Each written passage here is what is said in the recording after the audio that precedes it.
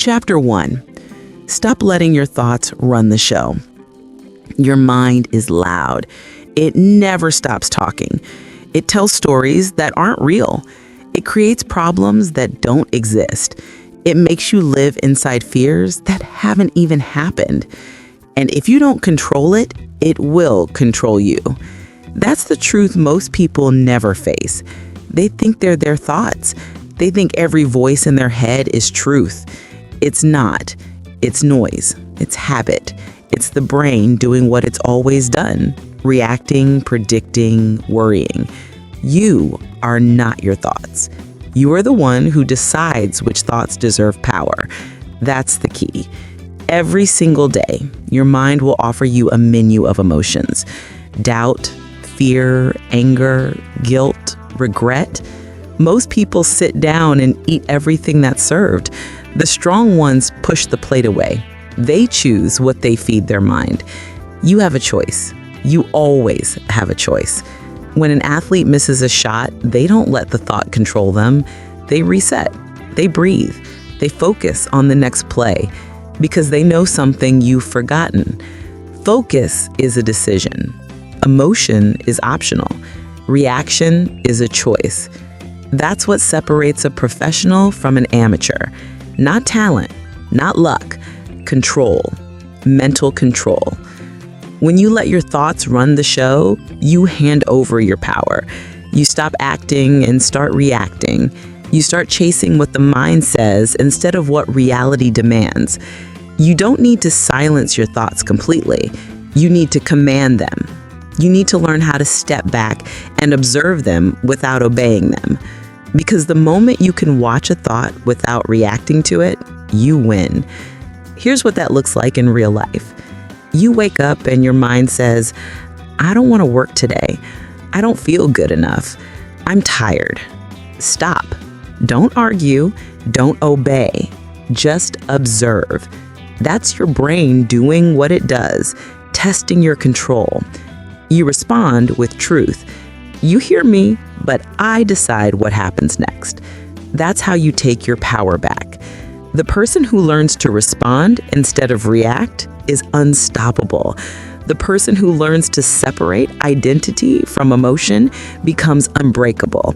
You are not your fear. You are not your doubt. You are not your pain. You are the one watching it all happen and choosing how to move through it.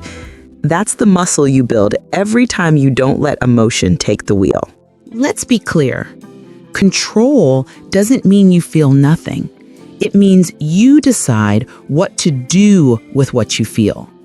When you feel anger, you don't explode. You channel it into action. When you feel fear, you don't freeze. You analyze and adapt. When you feel doubt, you don't spiral. You prove it wrong. That's emotional maturity. That's mental discipline. That's how you stop letting your thoughts run the show. The weak let thoughts create reality. The strong use thoughts to shape reality.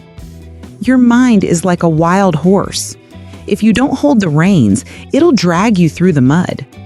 But once you learn to ride it, it'll take you anywhere you want to go. So grab the reins. Don't ask for peace, create it. Don't wait for motivation, command it. Don't let the mind decide who you are, you decide who you are. That's the core of this entire book. Command over chaos, mastery over noise, freedom from the story in your head. Every moment you spend lost in thought is a moment stolen from reality. The conversation replayed in your mind, the insult you keep reliving, the plan you keep overanalyzing. It's all energy wasted on a world that doesn't exist. Overthinking is the enemy of peace, and peace is the foundation of power. You can't be strong while distracted. You can't be focused while emotional. You can't be in control while you're lost in imagination. So bring yourself back to this breath, back to this moment, back to what's real. That's mastery. That's how you train the mind, one awareness at a time. Here's what you need to do starting today. Catch the thought early. The moment you feel your mind drifting into doubt or drama, pause. Don't fight it. Just name it. This is anxiety. This is fear. This is the old story. Naming it separates you from it. Breathe before you believe. Take one deep breath before reacting. This single habit rewires your mind for calm instead of chaos. Remember, breathing is control in action. Replace, don't resist. Don't say, stop overthinking. Say, focus on what I can control. Replace weak thoughts with powerful ones. Every replacement builds mental strength. Repeat the truth. I am not my thoughts. I am the one who decides which thoughts deserve power. Say it again, out loud, until it sticks. Act anyway. Thoughts lose control when action begins. Move, start, do. Action destroys overthinking every single time. That's how you reclaim your power. That's how you stop being a prisoner inside your own head. That's how you build mental dominance, by proving to yourself that your thoughts don't control you. You have a choice every second. You can let the mind talk you out of life, or you can train it to serve life. And here's the truth. Your mind won't stop talking, but over time, it will start listening because it learns from you. It mirrors your discipline. It follows your command.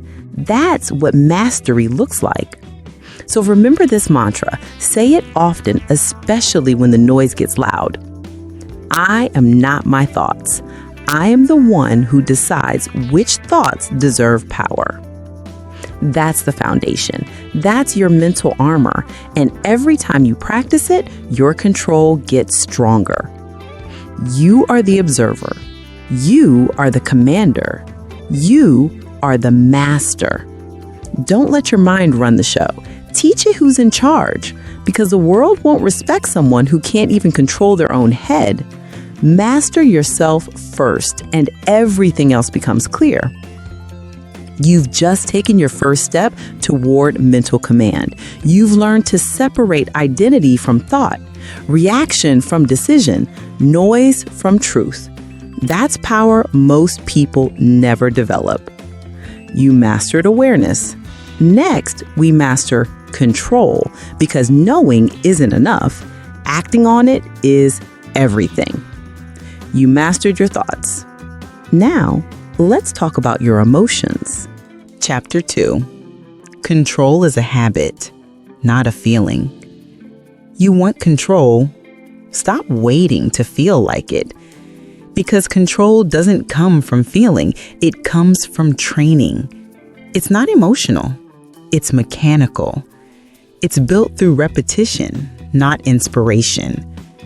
You have to understand this. Discipline is not born from motivation. It's born from consistency. Motivation fades. Consistency compounds. Everyone wants control when it's easy, when the weather is perfect, when energy is high, when life feels good. But real control, the kind that changes your life, shows up when everything inside you screams quit.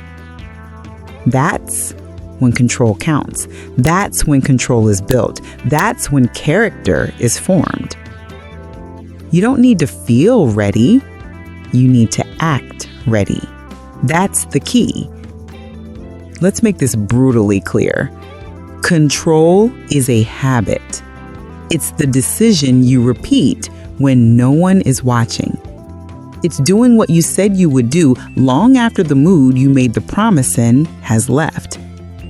You wake up tired, you go train anyway. You don't want to study, you open the book anyway. You want to scroll, waste time, escape. You say no because you're building control. Each time you choose discipline over comfort, You're laying a brick, one brick at a time. You don't see the wall yet, but it's growing. Every act of control is construction, and every moment of weakness is demolition.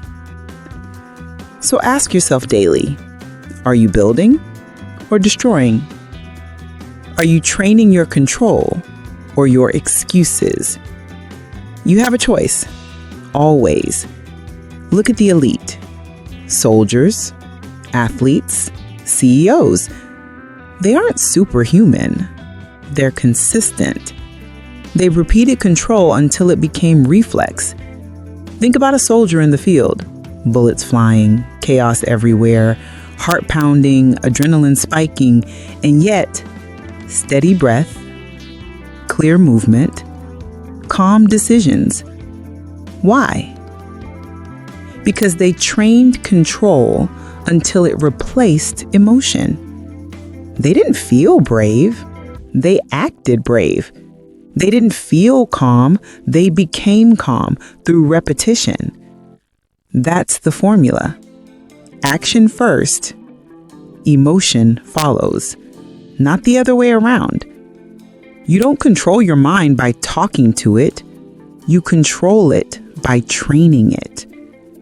Every repetition counts. Every time you push through resistance, your brain learns, we act. We don't negotiate. Let's be honest. You've spent years negotiating with yourself. You've said, I'll do it when I feel ready. You've said, I'll start tomorrow. You said, I just need to be in the right mindset. That's weakness in disguise. That's emotion pretending to be logic. And you've believed it long enough. You don't need a new plan. You need new repetition. Control begins the same way every habit begins, with one choice repeated until it becomes identity. That's the shift. When discipline stops being something you try to do and becomes who you are. Say it out loud. I don't wait to feel ready. I train until I don't need to. That's power. That's ownership. That's mastery. Let's talk about how to build it, step by step. Step 1, identify the gaps. Where do you lose control most often? Is it your anger, your routine, your focus? You can't master what you don't measure. Write it down, name it, see it clearly. Step 2, shrink the battlefield. Stop trying to win the war all at once. Win the next moment. Control the next decision. That's where real progress hides. Step 3, build repetition triggers. Link control to cues. When the alarm goes off, move. When stress hits, breathe. When distraction calls, refocus. Every trigger you master becomes a symbol of strength. Step 4, reward the repetition. Not with pleasure, but with pride. Remind yourself, I just chose discipline. That's the dopamine of self-respect. And step 5, repeat until boredom, because mastery begins when it's no longer exciting. When control feels dull, that's when it's real. Here's what most people get wrong. They think control means perfection. It doesn't. Control means returning to center faster. It means you don't stay lost. You don't stay angry. You don't stay lazy. You fall and stand up faster than before. That's progress. That's mental fitness. You're not trying to be flawless. You're training to be consistent, because consistency builds confidence, and confidence builds control. Every day you get two voices. One says, take it easy. The other says, stay the course. You choose which one wins. Every time you obey the weak voice, you train weakness. Every time you obey the strong voice, you train strength. You're conditioning your future with every decision. Think about that. The The way you handle small choices, the snooze button, the diet, the focus, is exactly how you'll handle big choices, crisis, conflict, pressure. The stakes don't make you stronger. The repetition does. That's why you can't fake control. You either live it or you don't. Let me say this again. Control is not a gift. It's a muscle. And every muscle grows through resistance. Resistance is the gym of your mind. Every uncomfortable moment is a rep. Every emotional trigger is a set. Stop running from resistance. Start lifting it. When life gets hard, don't ask, why me? Ask, what is this moment training in me? Because that's what life does. It trains you or exposes you. You can either build control or break under chaos. You choose. And here's the paradox. The more control you build, the freer you become. Because when you can command yourself, you no longer depend on the world to behave a certain way. Other people's moods stop affecting you. Circumstances lose their grip. The weather, the comments, the noise, they no longer dictate your day. That's freedom. That's mental power. That's self-mastery in action. It starts small, with doing what you said you'd do when you said you'd do it. It ends with peace. Peace born from structure. Peace born from consistency. Peace born from knowing you're in charge of you. Say it with me. Control is not about how I feel. Control is about what I repeat. Say it again. Let it echo. Let it replace every excuse you've ever told yourself. Because the next time you don't feel like showing up, remember this. That's the moment control is built. Not when it's easy, not when it's exciting. So build the habit. Build the repetition.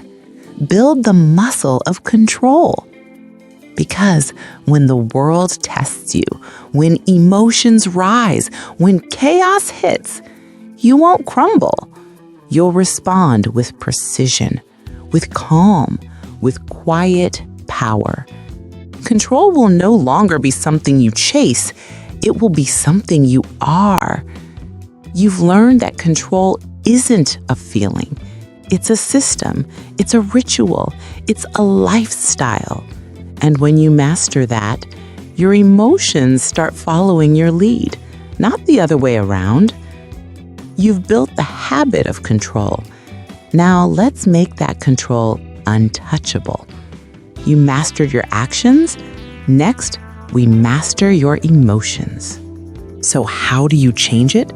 You train emotional detachment like you train strength through deliberate practice. Step 1. Identify emotional triggers. What pulls your energy fastest? A rude comment? A failure? Being ignored? Those are your training partners. They're not enemies, they're reps. Step 2. Pause before reacting. The pause is where power lives. When you don't respond immediately, emotion loses its grip.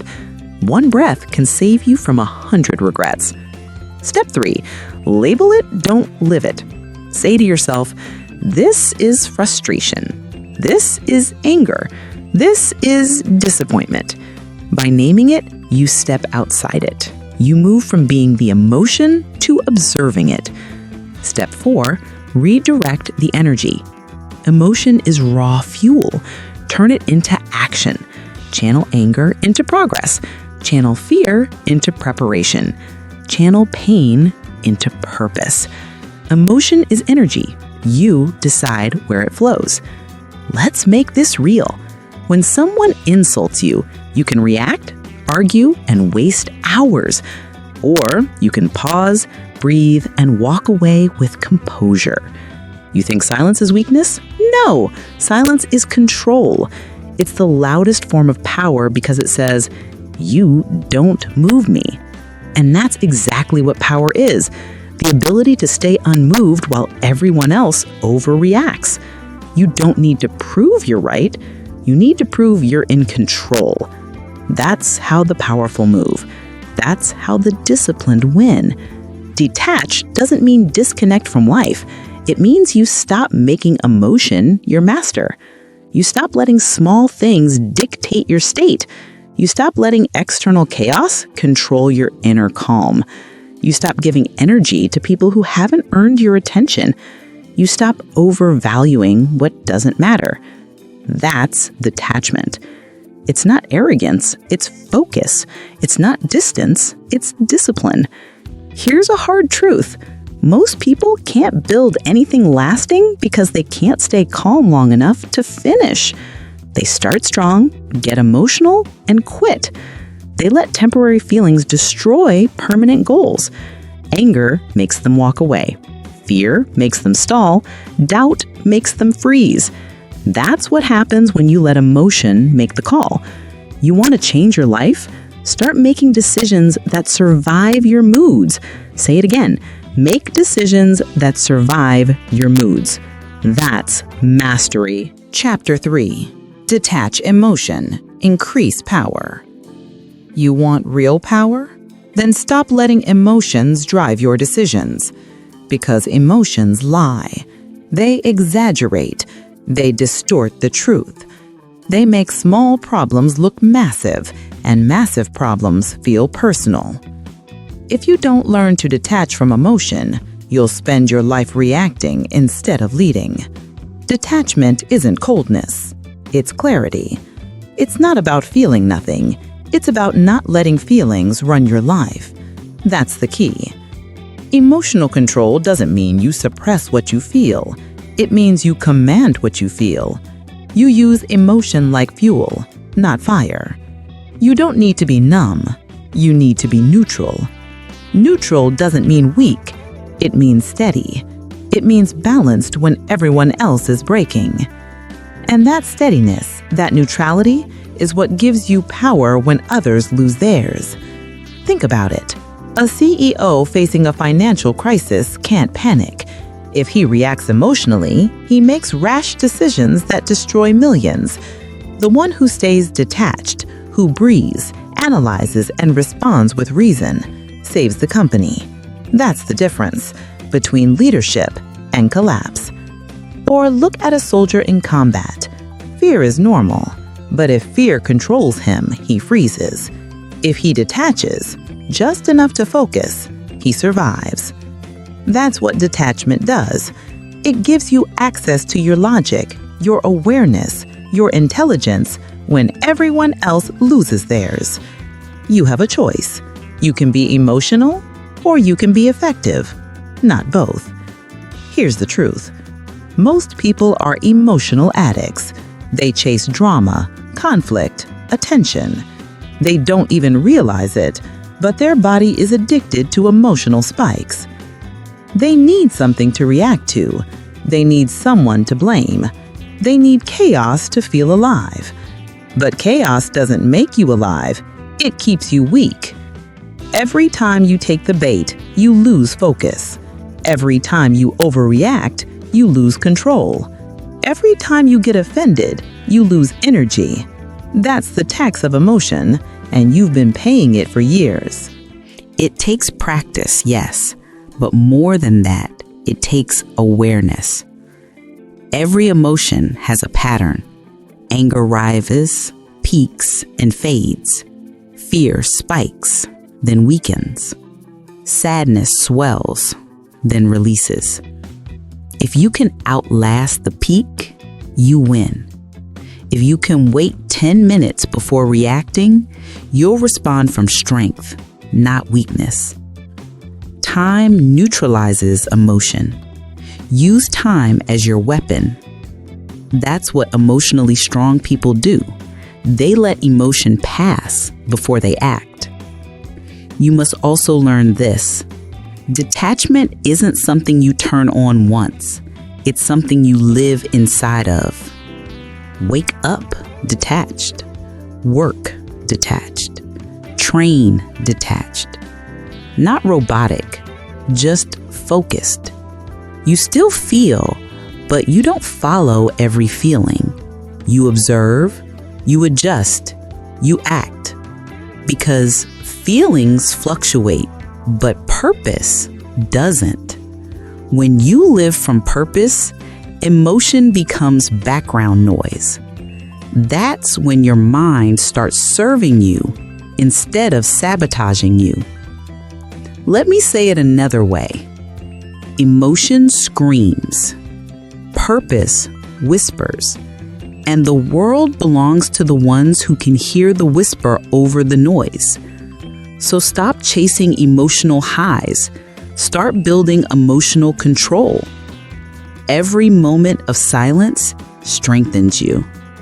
Every calm response expands your reach. Every composed decision compounds your power. You don't need to react to prove strength. You need to remain steady to demonstrate it. That's what detached power really means. Remember the phrase, emotion is energy. You decide where to direct it. Don't waste it on reactions. Invest it in progress. Don't let it pull you down. Channel it to lift yourself up. Every time you do, you increase control. Every time you do, you build mental muscle. Because emotion isn't your enemy, it's your test. And detachment is how you pass it. So next time life throws chaos your way, remember, you don't owe anyone a reaction. You don't owe every thought your attention. You don't owe every emotion your obedience. You have a choice. You can let emotion rule you, or you can use it to rule yourself. That's strength. That's command. That's freedom.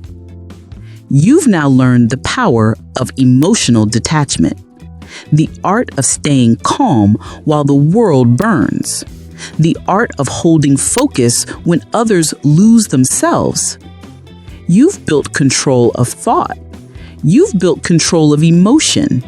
Next, we build control of movement, because thought and emotion mean nothing without action. You've learned to detach from chaos. Now, let's destroy overthinking. Chapter 4. Overthinking is the enemy of execution.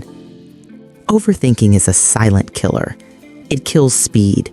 It kills clarity. It kills confidence. You don't lose because you lack ability. You lose because you hesitate.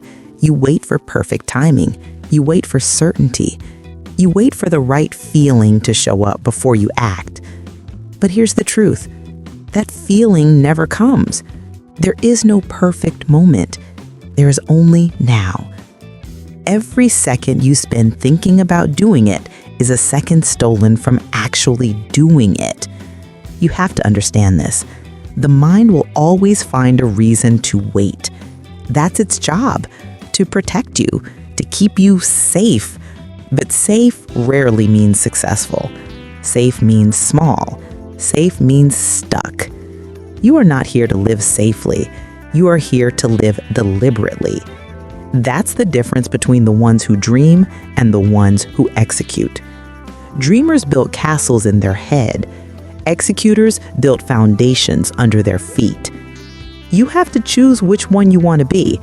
And that choice starts the moment you stop letting overthinking make your decisions for you.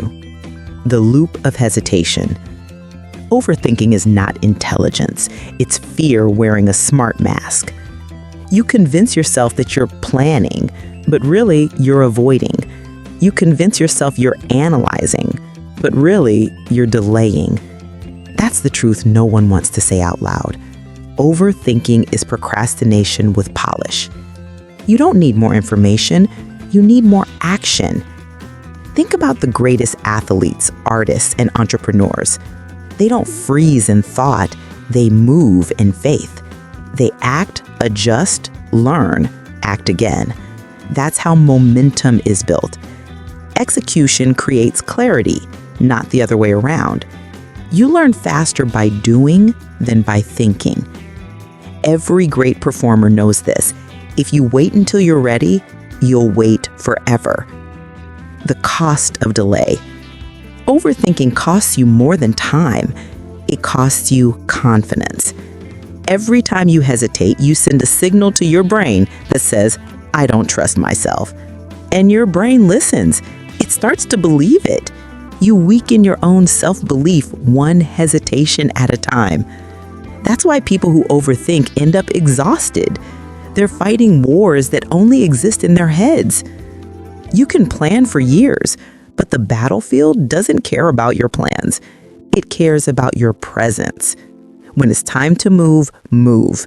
When it's time to decide, decide. When it's time to speak, speak. You don't need perfection. You need courage. You need motion. Because motion beats meditation when your life is on the line. Real world example, the missed shot. Watch any top athlete. When they miss a shot, they don't freeze and overthink. They reset. They move again. They trust their training. But what do most people do? They replay the mistake. They analyze it to death. They get trapped in what if. While they're still thinking, the game moves on. That's what overthinking does. It pulls you out of the present moment. And the present moment is the only place execution exists. You can't perform in the past. You can't perform in the future. You can only perform now. That's the discipline. To stop explaining, stop predicting, stop justifying, and just act. Break the cycle. Decision and action. Every time you make a decision without delay, you train your mind to trust you. That's how confidence is built, through decisive repetition. It's not about being right all the time. It's about being ready all the time. You don't need perfect outcomes. You need consistent follow-through. When your mind says, what if I fail? Answer it. Then I'll learn. When it says, what if they laugh? Answer it. Then they'll watch me rise again. When it says, what if I'm not ready? Answer it. I'll get ready by doing. That's how warriors think. That's how leaders operate. You have a choice. That's the key. Every time you choose action over anxiety, you grow stronger. Every time you choose motion over doubt, you become more dangerous.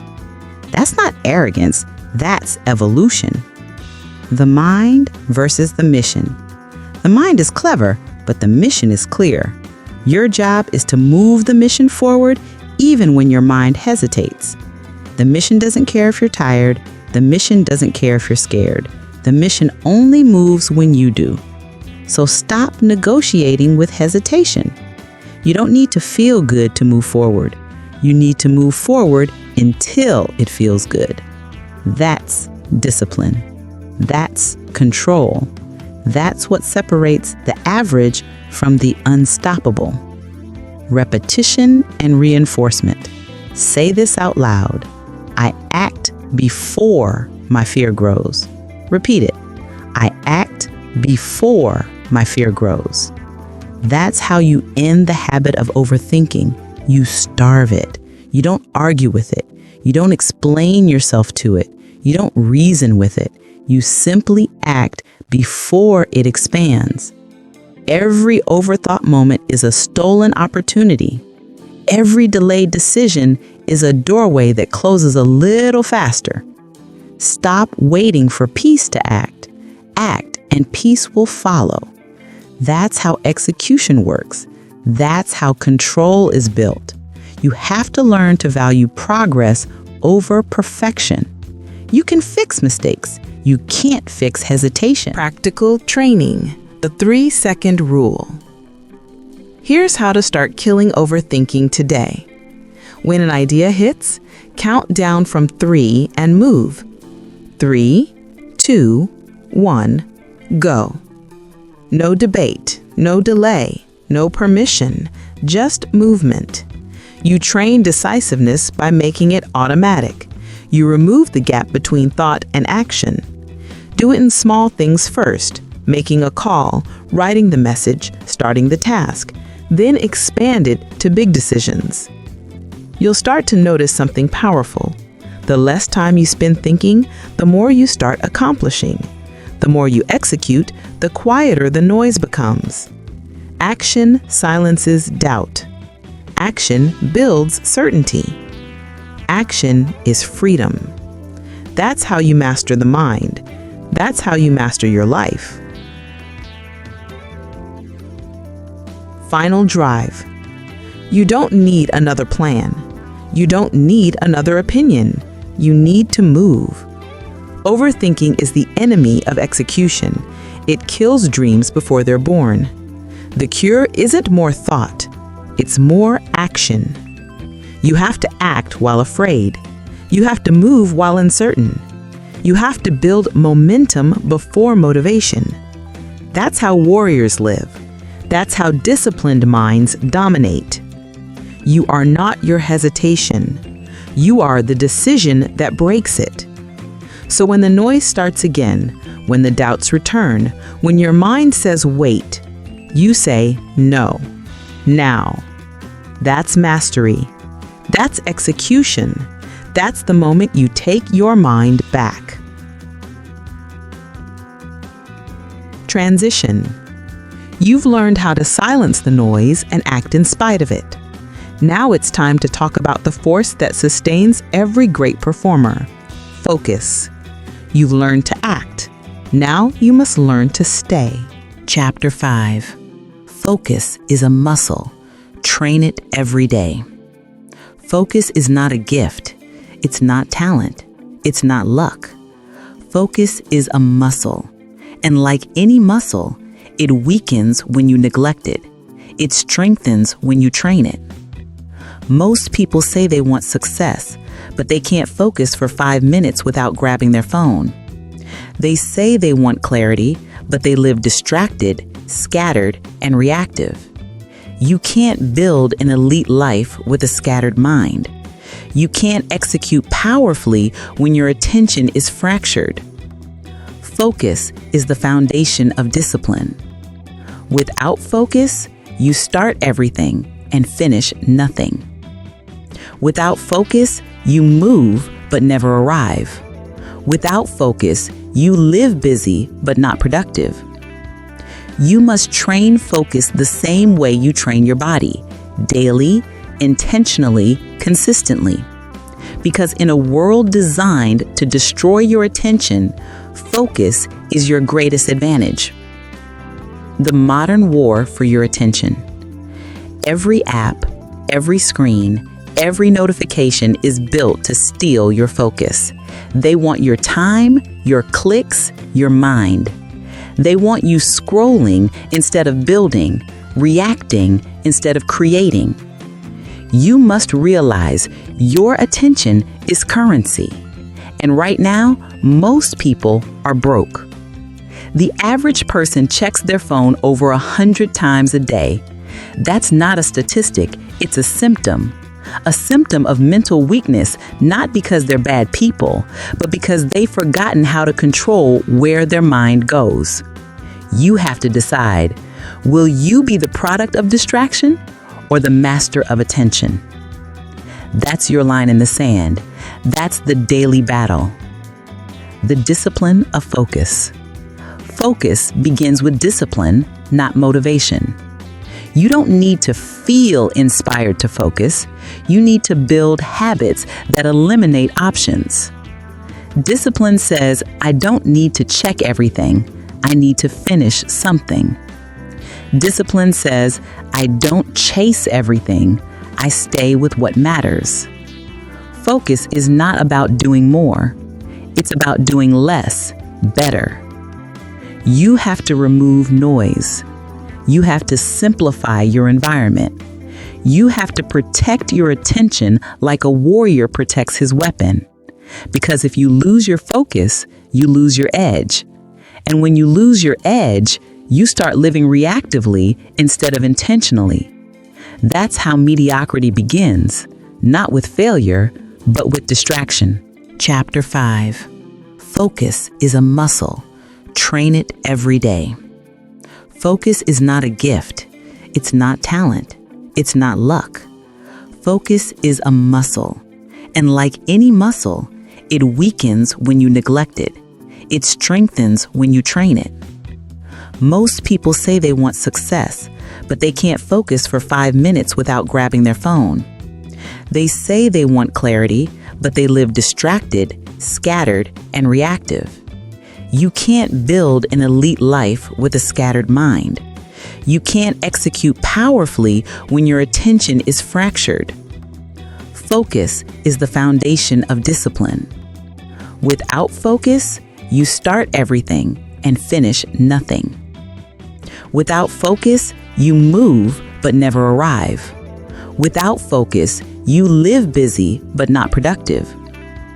You must train focus the same way you train your body, daily, intentionally, consistently. Because in a world designed to destroy your attention, focus is your greatest advantage. The modern war for your attention. Every app, every screen, every notification is built to steal your focus. They want your time, your clicks, your mind. They want you scrolling instead of building, reacting instead of creating. You must realize your attention is currency. And right now, most people are broke. The average person checks their phone over 100 times a day. That's not a statistic, it's a symptom. A symptom of mental weakness, not because they're bad people, but because they've forgotten how to control where their mind goes. You have to decide, will you be the product of distraction or the master of attention? That's your line in the sand. That's the daily battle. The discipline of focus. Focus begins with discipline, not motivation. You don't need to feel inspired to focus. You need to build habits that eliminate options. Discipline says, I don't need to check everything. I need to finish something. Discipline says, I don't chase everything. I stay with what matters. Focus is not about doing more. It's about doing less, better. You have to remove noise. You have to simplify your environment. You have to protect your attention like a warrior protects his weapon. Because if you lose your focus, you lose your edge. And when you lose your edge, you start living reactively instead of intentionally. That's how mediocrity begins, not with failure, but with distraction. Mental reps, strengthening your focus muscle. When your mind drifts, bring it back. That's a rep. When you resist the urge to check your phone, that's a rep. When you finish what you started, that's a rep. Every rep builds mental strength. Every rep trains your focus muscle. At first, you'll fail often. That's okay. Even when you drift, you're training awareness. The key is not perfection. The key is persistence. Over time, you'll notice something incredible. You'll feel calmer. You'll think clearer. You'll start finishing things you used to abandon halfway through. That's focus. That's growth. That's mental dominance. Reinforcement. Focus creates freedom. People think focus limits them. They're wrong. Focus doesn't confine you. It frees you. It frees you from noise. It frees you from chaos. It frees you from the addiction to distraction. When you can control your attention, you control your life. Say this out loud. I decide what gets my attention. Repeat it. I decide what gets my attention. That's the mantra of every focused, powerful person on this planet. Final drive. Focus is a muscle. Train it every day. Not when it's convenient. not when you feel like it. Every day. You train it in how you work, how you rest, how you live. You train it by choosing single task over multitask. You train it by finishing what you start. Discipline builds focus. Focus builds excellence. Excellence builds freedom. That's the formula. That's the way. You don't need to control the world. You just need to control where your eyes go, where your mind goes, where your energy flows. Protect that, and you'll become unstoppable. Transition. You've learned how to build unbreakable focus, how to command your attention and direct your energy. Now it's time to channel that focus into something bigger, resilience. Because when pressure hits, focus alone isn't enough.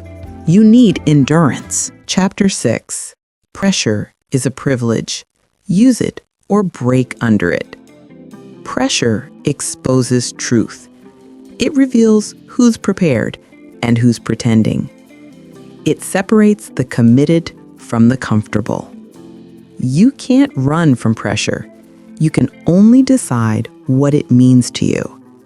Some people see pressure and collapse. Others see it and rise. The difference isn't talent, it's mindset. Pressure is not punishment. Pressure is privilege. It means something important is on the line. It means you have responsibility, opportunity, weight that matters. If you feel pressure, it means you're in the game. It means you're doing something that counts. The weak avoid it. The strong learn to breathe in it. You can't avoid the heat and expect to grow. Growth only happens under resistance. Pressure doesn't break you. It shows you what you've built. The truth about pressure. You've been taught to fear pressure. You've been told it's a sign of stress, a warning sign to back off. That's wrong. Pressure isn't the problem. Lack of preparation is. Lack of focus is. Lack of composure is. Pressure is neutral. It's how you meet it that defines you. You can collapse under it, or you can channel it. You can let it crush you, or you can let it carve you. That's the key. Pressure doesn't change who you are. It reveals who you already were. Real-world example. The championship moment. Picture the final seconds of a championship game. The entire stadium is watching. The noise is deafening. One shot decides everything. That player steps up, heart pounding, hand shaking, but they don't crumble. They execute. Why? Because they've trained for this exact moment. They've lived this in their mind 1,000 times. Pressure doesn't surprise them. It activates them. They don't say, "Oh no, it's too much." They say, "Finally, my turn." That's the mindset you must build. When life puts you under pressure, don't panic. Say, "This is the test I trained for." Because pressure is not your enemy. It's your graduation. Pressure and performance. Every great performer learns to convert pressure into performance. They don't fight it. They harness it. Think of pressure like fire. If you run from it, you stay cold. If you stand in it, it burns you. But if you learn to direct it, it forges you. Pressure is the same. It's energy, and energy, when channeled, becomes power. The difference between anxiety and excitement is focus. Both are energy. One destroys you, one drives you. You decide which one wins. The habit of composure. When pressure hits, the untrained mind reacts. It panics, it spirals, it looks for escape. The disciplined mind responds. It breathes, it slows down, it stays present. That's not natural, it's trained. Composure under pressure is built through repetition. Every time you face discomfort and stay calm, you're training your nervous system. Every time you breathe through chaos, you're building control. Every time you choose presence over panic, you're building power. Pressure doesn't demand perfection, it demands presence. You don't have to be fearless, you just have to stay focused. How to use pressure. Here's how you turn pressure into power. Redefine it. When you feel pressure, remind yourself, it's not a threat, it's a signal. It means the moment matters. It means you're growing. Say to yourself, this pressure means I'm exactly where I need to be. Breathe and narrow. Under pressure, the mind expands chaos. You must narrow focus. Breathe. Shrink the world to what you can control right now. The next breath, the next word, the next step. Use the energy. Don't fight the adrenaline. Channel it. Let your body work while your mind stays calm. That's what elite performance feels like. Intensity with clarity. You can't eliminate pressure, but you can direct it. That's mastery.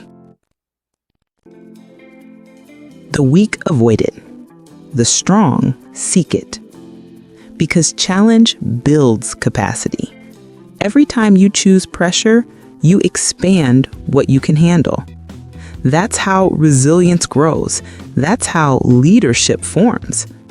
Most people want ease, not excellence. They say they want greatness, but they hide from the moments that demand it. You have to be different.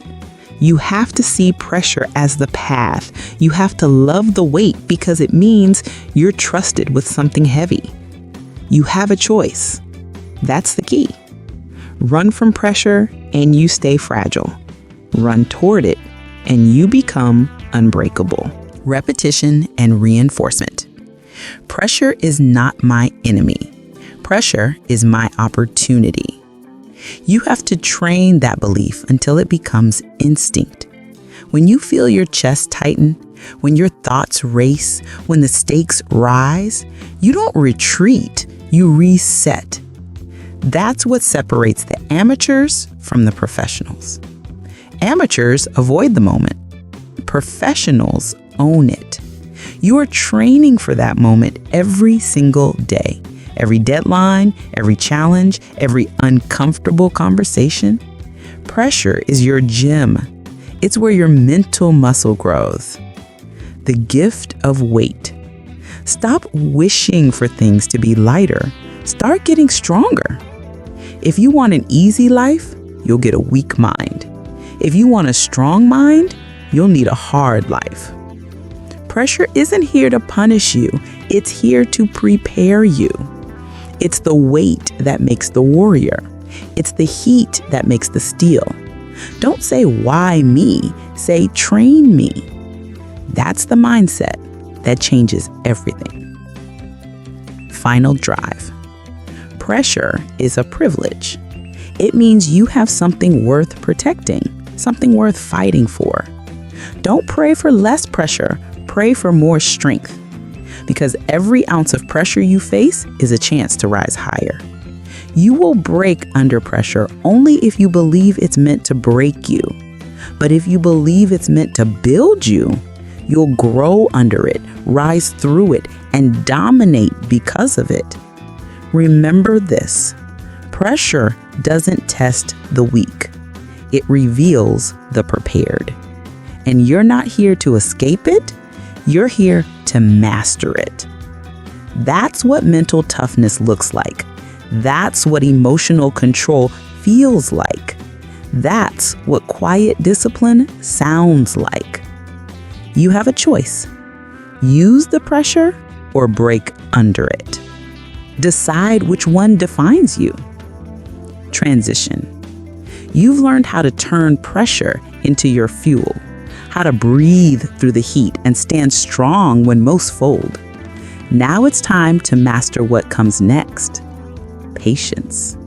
Because power means nothing if you can't wait for the right moment to use it. Repetition and reinforcement. Pressure is not my enemy. Pressure is my opportunity. You have to train that belief until it becomes instinct. When you feel your chest tighten, when your thoughts race, when the stakes rise, you don't retreat, you reset. That's what separates the amateurs from the professionals. Amateurs avoid the moment. Professionals own it. You are training for that moment every single day. Every deadline, every challenge, every uncomfortable conversation. Pressure is your gym. It's where your mental muscle grows. The gift of weight. Stop wishing for things to be lighter. Start getting stronger. If you want an easy life, you'll get a weak mind. If you want a strong mind, you'll need a hard life. Pressure isn't here to punish you. It's here to prepare you. It's the weight that makes the warrior. It's the heat that makes the steel. Don't say, why me? Say, train me. That's the mindset that changes everything. Final drive. Pressure is a privilege. It means you have something worth protecting, something worth fighting for. Don't pray for less pressure, pray for more strength. Because every ounce of pressure you face is a chance to rise higher. You will break under pressure only if you believe it's meant to break you. But if you believe it's meant to build you, you'll grow under it, rise through it, and dominate because of it. Remember this: pressure doesn't test the weak. It reveals the prepared. And you're not here to escape it. You're here to master it. That's what mental toughness looks like. That's what emotional control feels like. That's what quiet discipline sounds like. You have a choice. Use the pressure or break under it. Decide which one defines you. Transition. You've learned how to turn pressure into your fuel, how to breathe through the heat and stand strong when most fold. Now it's time to master what comes next. Patience. Because power means nothing if you can't wait for the right moment to use it. The discipline of waiting. Waiting doesn't mean doing nothing. Waiting means doing the right thing for longer than it feels comfortable. You show up every day. You train, you work, you study, and you stay consistent even when there's no applause, no reward, no visible payoff. That's patience in action. It's not about sitting, it's about standing firm. It's about not quitting on the process just because the timeline isn't matching your expectation. You have a choice: react emotionally or respond intelligently. That's what patience gives you: response over reaction, discipline over impulse, long-term power over short-term relief. Repetition and reinforcement. Say it with me. Patience is not waiting. Patience is working with endurance. Say it again. Patience is not weakness. Patience is strength under control. You don't need everything to happen right now.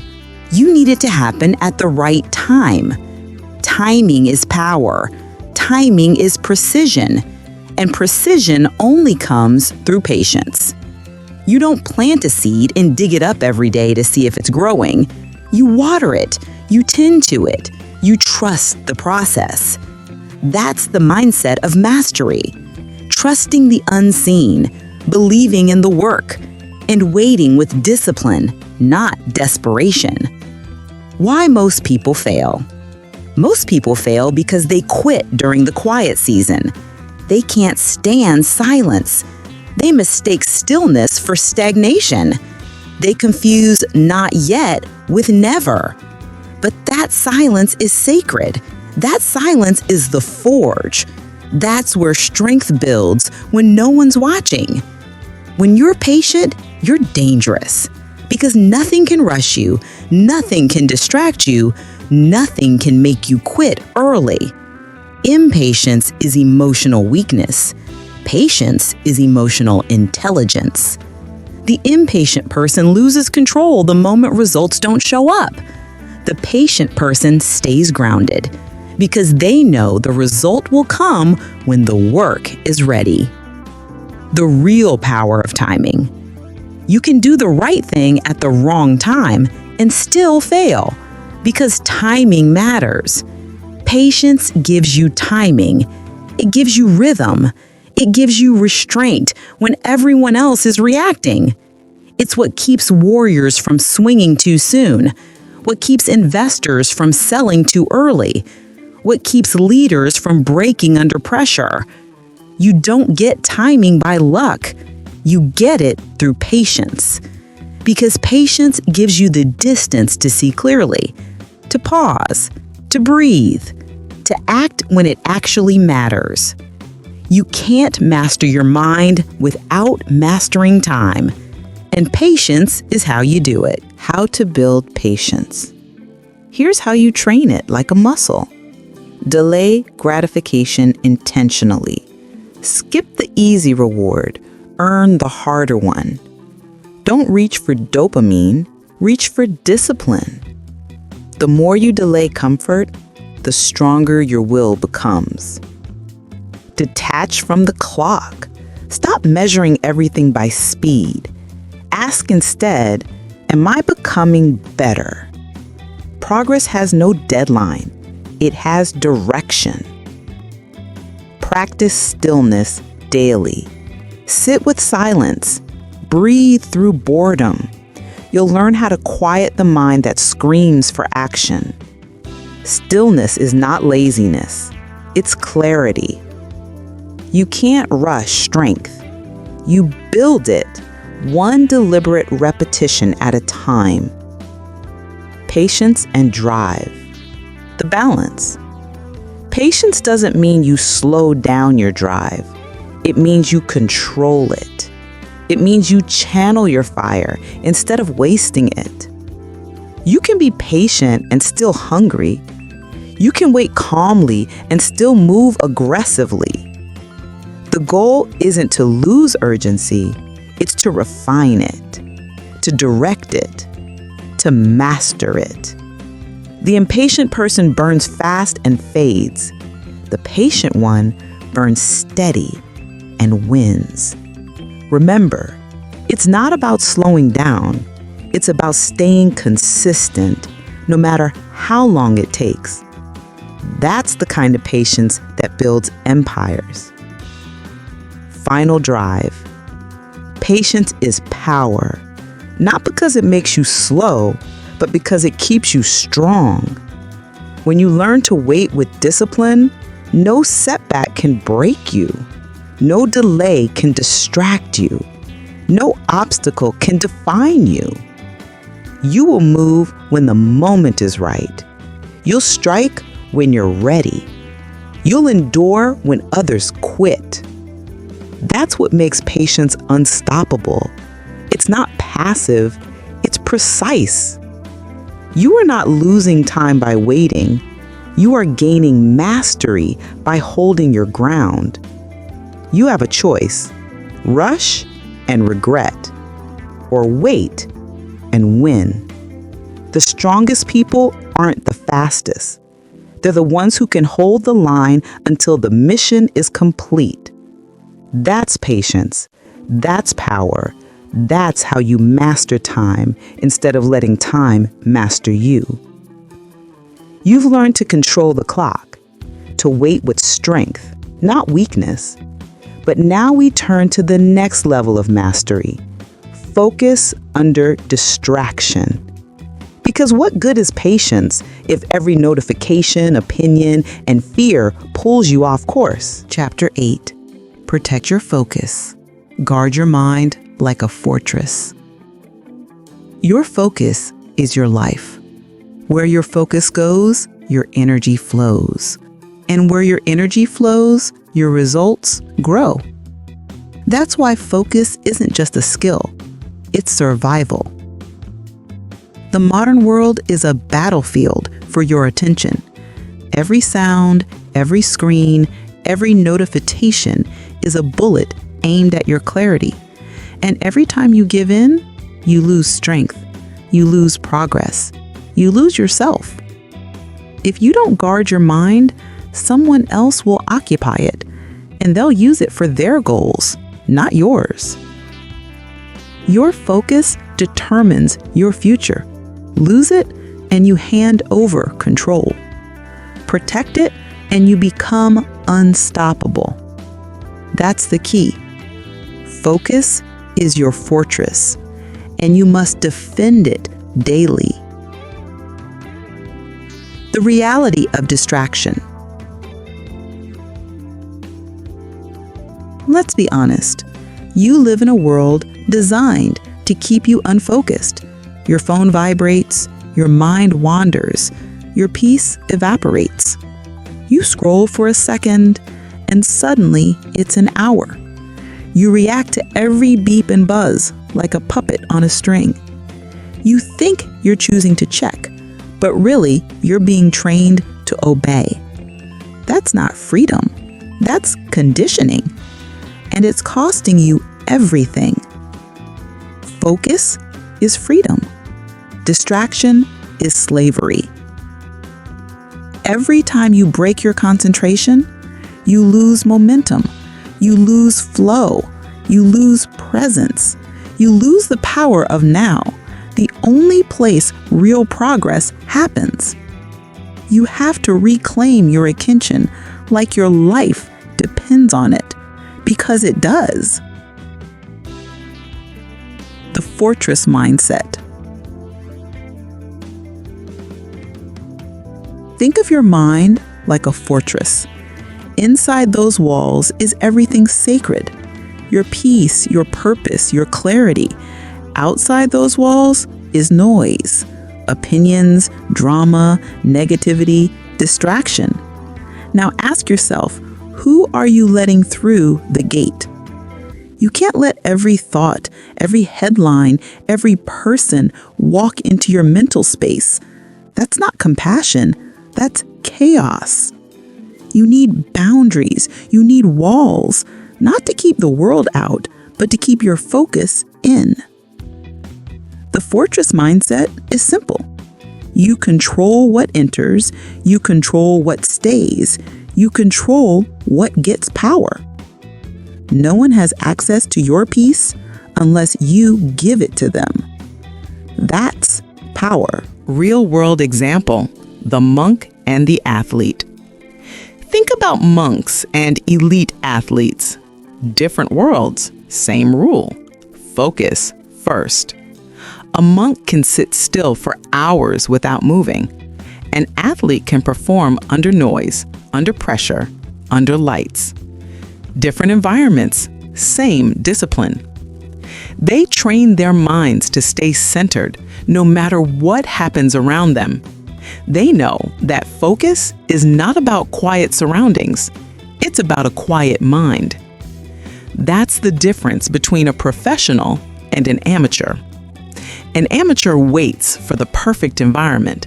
A professional builds focus anywhere. That's what you must do. You don't need perfect silence. You need controlled attention. You don't need fewer distractions. You need stronger boundaries. You have a choice. Let the world dictate your mind, or train your mind to dictate your world. The cost of mental leakage. Every time you allow distraction, you leak energy. Every random argument, every pointless debate, every scroll through comparison, it drains you. It dulls your edge. It steals your mental sharpness. You can't perform at your best when your mind is cluttered with everyone else's noise. That's why you feel tired even when you haven't done much. It's not physical fatigue, it's mental overload. You're carrying the weight of information that doesn't matter, opinions that don't serve you, noise that doesn't belong to you. You have to declutter your attention. You have to build mental walls strong enough to protect your energy. That's how you rebuild power. Practical application: guarding the gates. Here's how you defend your focus every single day. 1. Control your digital diet. Stop feeding your mind junk information. Every scroll, every click, every meaningless video is mental fast food. It satisfies for a moment, but it kills clarity over time.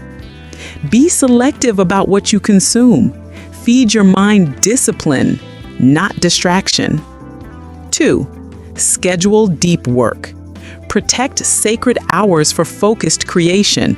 No phone, no messages, no interruptions. That's where progress compounds. 1 hour of deep work is worth 10 hours of scattered effort. 3. Cut emotional noise. Stop getting involved in problems that aren't yours. You can't fix everyone. You can't fight everything. Your peace is not a public service. You must learn to say, "That's not my battle." Because focus isn't just about time. It's about emotional discipline. Repetition and reinforcement. Say this to yourself every morning. My mind is my fortress. My focus is my weapon. My peace is my priority. Repeat it until it becomes reflex. Every time you feel pulled off track, come back to it. Every time you feel your energy leak, say it again. You don't owe anyone your attention.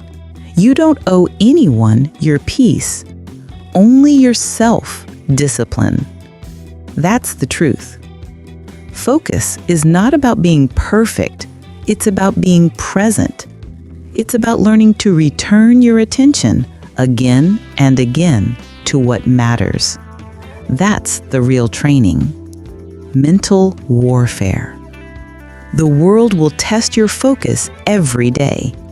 Your phone will test it. Your emotions will test it. Your insecurities will test it. And every time you resist, you get stronger. Every time you choose discipline over distraction, your walls grow taller. Your clarity grows deeper. Your control grows sharper. That's how warriors are built, not through noise, but through focus under fire. Focus is what separates the scattered from the successful, the reactive from the intentional, the ordinary from the unstoppable. You want peace? Protect it. You want power? Guard it. You want clarity? Earn it by saying no more than you say yes. You are the gatekeeper of your mind. Act like it. The power of controlled attention. Here's the truth most people ignore. You can't control everything, but you can control what gets your attention. And that's enough. Attention creates reality. Whatever you give it to grows. Give it to fear, it expands. Give it to peace, it multiplies. Give it to purpose, and you become unshakable. That's how focus transforms you. It doesn't change the world, it changes your relationship to it. When your mind is fortified, nothing outside can penetrate. The noise fades, the chaos softens, and you move through life like a storm that cannot be touched. That's not arrogance, that's mastery. Final drive. You have to guard your mind like your life depends on it, because it does. Every distraction costs you time. Every reaction costs you energy.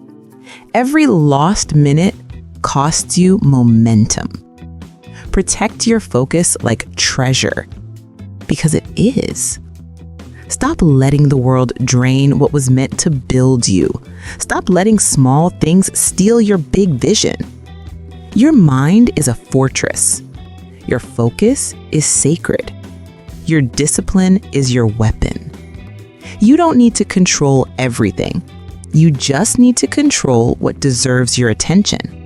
And if you can do that, no storm, no noise, no person can shake you. You become untouchable, unshakable, unstoppable. That's the power of a guarded mind. Transition. You've learned to protect your focus, to guard your mental walls and silence the noise. Now it's time to take that stillness and turn it into action under chaos. Because even with focus, life will test you. You'll face setbacks, challenges, and pressure. And the question will be, can you hold the line when everything shakes? Let's find out. Chapter 9. Stillness under fire. The calm that conquers chaos. When life hits you hard, your first instinct is to react, to panic, to fight, to do something, anything to escape the discomfort. But that instinct is what destroys control, because true power doesn't come from reaction. It comes from stillness. Stillness is not weakness. Stillness is dominance under control. It's the ability to stand in chaos and remain composed. When everyone else is losing their mind, you breathe. When everyone else is shouting, you observe. When everyone else is breaking, you stay centered. That's strength. That's leadership. That's mental mastery. The calm mind wins. Always. The nature of fire. Pressure will come. Stress will come. Conflict will come. You can't avoid the fire. You can only choose how you move through it. Most people panic in heat. They react emotionally. They say things they regret. They make choices they can't undo because their emotions own them. They haven't trained for chaos.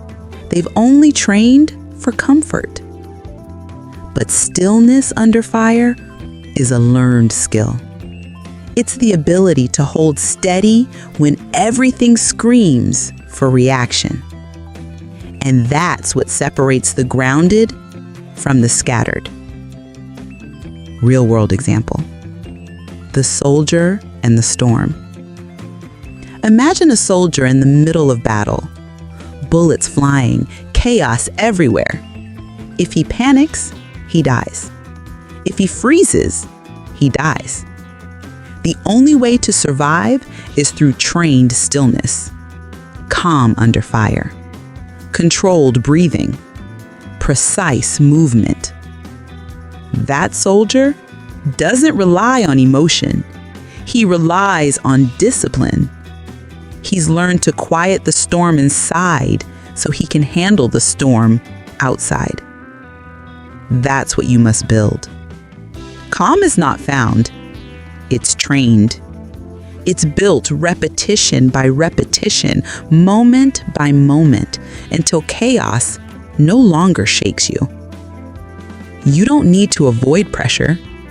You need to train for it.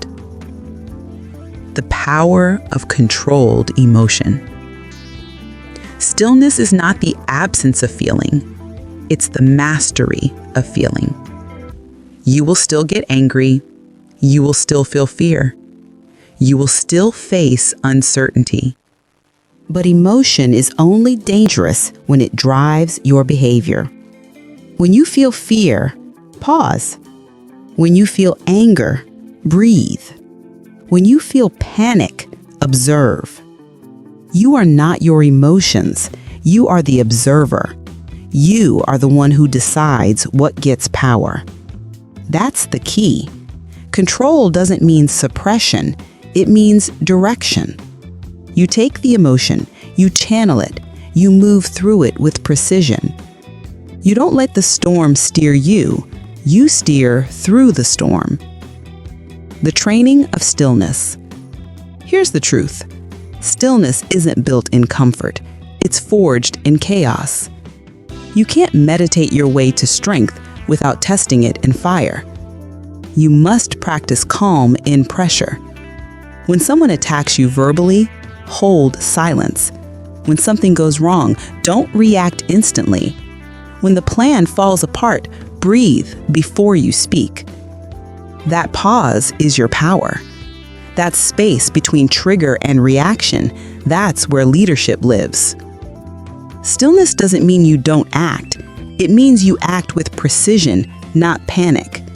It means you make decisions based on clarity, not chaos. That's what separates a leader from a follower, a master from a reactor.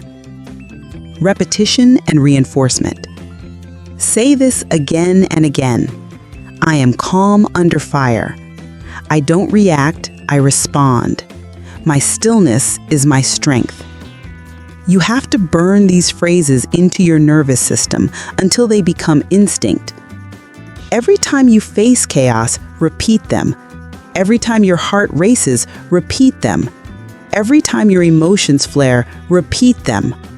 Stillness is a muscle. You train it by returning to center no matter what tries to pull you away.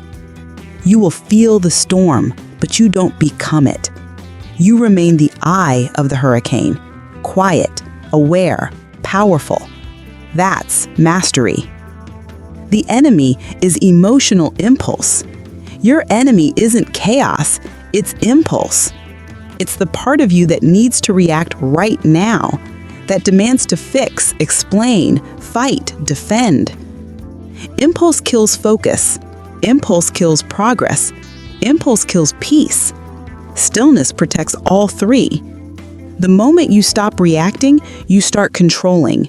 The moment you stop explaining, you start conserving energy. The moment you stop proving, you start moving with purpose.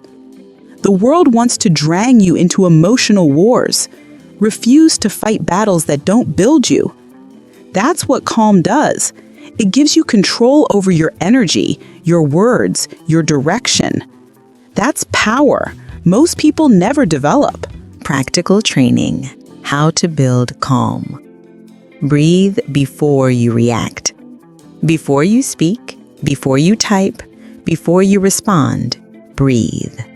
Inhale deep. Exhale slow. Give your mind 3 seconds to choose control over chaos. Observe without judgment. When something triggers you, step back mentally. Don't label it good or bad, just see it. Observation creates distance, and distance creates clarity. Speak less, listen more. Every word spoken in anger weakens your position. Silence under pressure isn't weakness, it's leverage. Stillness gives you information others miss. Visualize the eye of the storm. The world spins, people panic, emotions fly, but you stand in the center, calm, composed, watching. That's where power lives. Every repetition builds the muscle of calm. Every moment of restraint strengthens your core. Real power feels quiet. The most dangerous people in any room are the calm ones. They don't flinch. They don't react. They don't need to prove anything. Their silence speaks louder than noise. Their calm intimidates chaos. Stillness under fire is rare, and that's why it's powerful. Anyone can act tough when it's easy. Few can stay grounded when it's burning. That's who you must become. The person who remains composed when others collapse. The one who holds peace when everyone else holds panic. Because calmness isn't just control, it's command. Reinforce the mindset. You are the anchor in the storm. You are the pause in the noise. You are the calm in the chaos. Every time life tests you, remember, the storm doesn't define you. Your stillness does. When everything feels urgent, slow down. When everyone else runs, stand tall. When pressure rises, breathe deeper. You are not losing control. You are practicing control. That's the discipline. That's the training. That's the power. Final drive. Stillness under fire is not natural. It's built. It's earned through repetition, through self-control, through choosing calm when every emotion screams otherwise. The world will always test you. People will always provoke you. Situations will always challenge you. But chaos can't conquer what doesn't react. The calm mind wins because it sees clearly. It moves precisely. It never loses itself to emotion. Conquers chaos. That's the stillness that builds empires. That's the discipline that makes you unshakable. You have a choice. React or respond. Break or breathe. Lose control or lead through calm. And the day you master that choice, nothing outside of you will ever have power over you again. Transition. You've built stillness. You've learned how to stay calm when everything burns. But there's one final test, the test of endurance. Because calm is powerful, but consistency is unstoppable. Now we face the final chapter, the lesson that ties everything together. Chapter 10. Consistency is the real power. Win the days you don't feel like fighting. Motivation is easy. Discipline is rare. Anyone can start. Few can continue. Because real power isn't found in inspiration. It's built in repetition.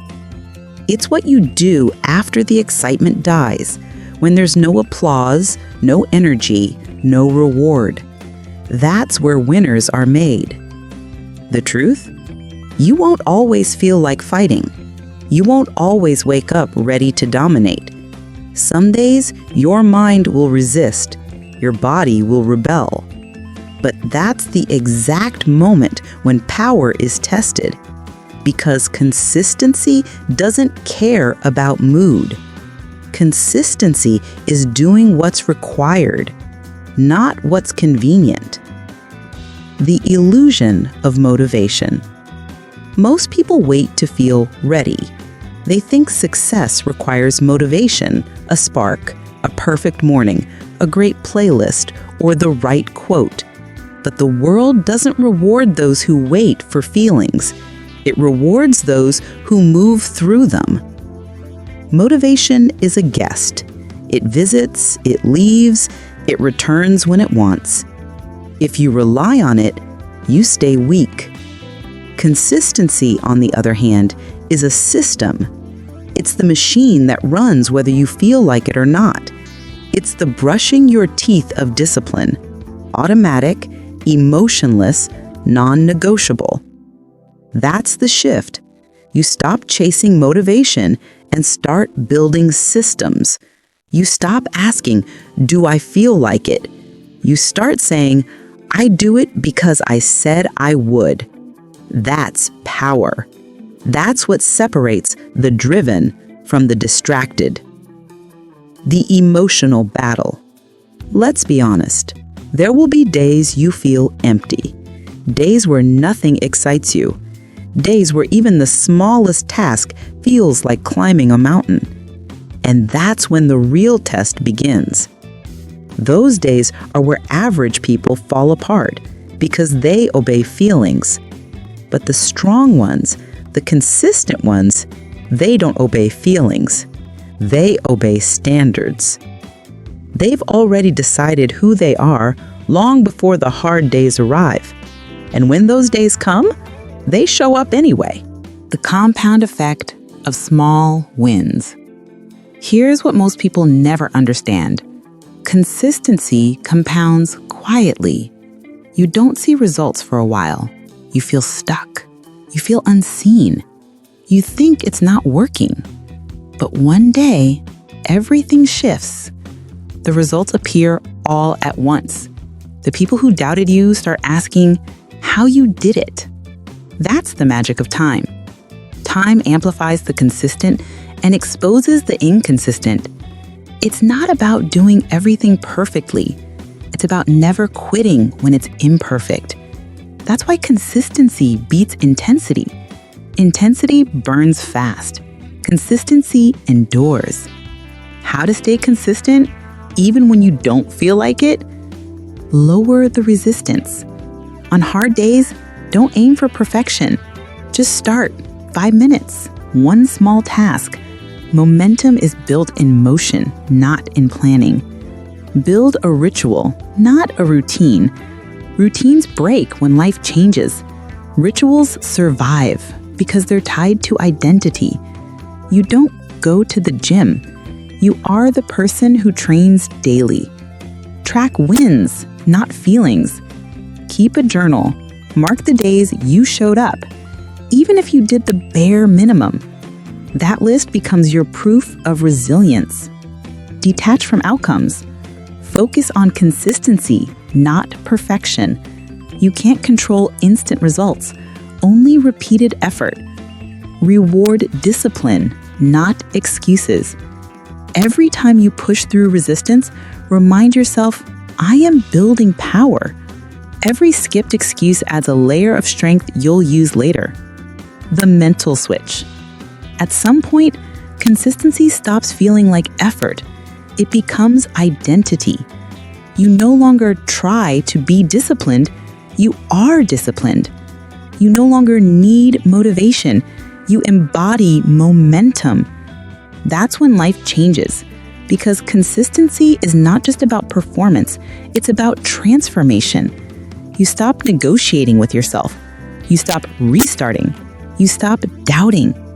You start becoming inevitable. When you don't feel like fighting, those days will come, and they'll come often. You'll feel tired. You'll feel uninspired. You'll feel like none of it matters. But that's the battlefield where greatness is earned. That's the arena where the weak rest and the strong rise. When you don't feel like fighting, fight anyway, because that's the moment that defines your future. Do it tired. Do it unmotivated. Do it doubting yourself. Just do it. Because in the end, nobody remembers how you felt. They remember that you finished. Final reinforcement. Consistency is the quiet superpower. No spotlight, no drama, no noise. It's the force that wins when everyone else gives up. It's the daily grind that turns potential into proof. It's the reason why ordinary people achieve extraordinary things. You don't need to be perfect. You just need to keep going. Because the strongest warriors aren't the loudest. They're the ones who show up every single day, regardless of feeling. That's how you win the days you don't feel like fighting. That's how you build a mind no obstacle can break. That's how you become You've just learned the laws of mental mastery, but learning means nothing without action. Every overthought moment, every emotional reaction, every weak excuse, you now see them for what they are, signals to take control. You are no longer a passenger inside your mind. You are the driver. Control is not a one-time act. It's a daily decision. Train it, repeat it, live it. From this day forward, silence will be your strength, discipline will be your armor, and emotional control will be your edge. Now go. Master your mind before it masters you. This is Funny Fun Audiobooks, where your transformation begins with your mindset. If this audiobook moved you, don't keep it to yourself. Like it, share it, and drop your thoughts in the comments below. And remember, subscribe so you never miss the next chapter of your growth. Until next time, stay sharp, stay calm, and stay unstoppable.